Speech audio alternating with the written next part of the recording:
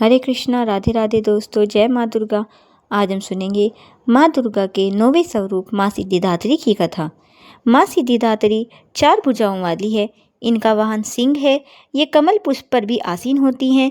इनकी दाहिनी तरफ के नीचे वाले हाथ में कमल पुष्प है। प्रत्येक मनुष्य का यह कर्तव्य है कि वह माँ सिद्धिदात्री की कृपा प्राप्त करने के लिए निरंतर प्रयत्न करे, उनकी आराधना की ओर अग्रसर हो। इनकी कृपा से अनंत दुख रूप संसार से निर्लिप्त रहकर सारे सुखों का भोग करता हुआ वह मोक्ष को प्राप्त कर सकता है। 9 दुर्गाओं में माँ सिद्धिदात्री अंतिम है।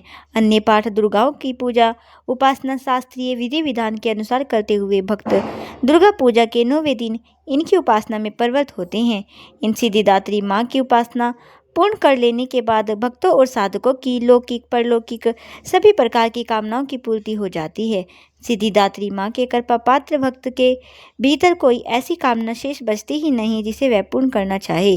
वह कब सभी सांसारिक इच्छाओं, आवश्यकताओं, स्पृहाओं से ऊपर उठकर मानसिक रूप से माँ भगवती के दिव्यलोक में विचरण करता हुआ उनके कृपा रस पीयूष का निरंतर पान करता हुआ विषय भोग शून्य हो जाता है।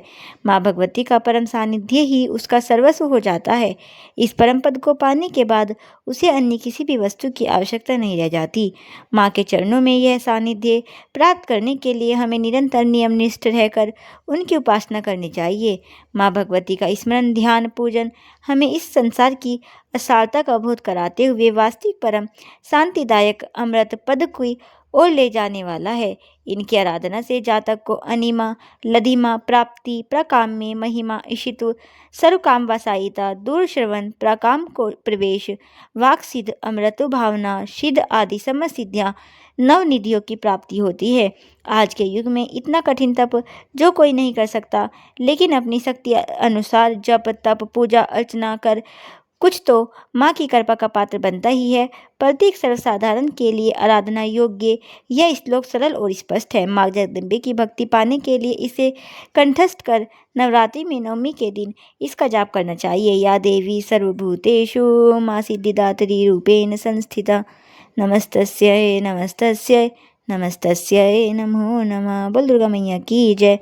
इसका अर्थ है, हे माँ सर्वत्र विराजमान और माँ सिद्धिदात्री के रूप में प्रसिद्ध अम्बे, आपको मेरा बार बार प्रणाम है, या मैं आपको बारंबार प्रणाम करती हूँ। हे माँ, मुझे अपनी कृपा का पात्र बनाओ। बोल दुर्गा मैया की जय।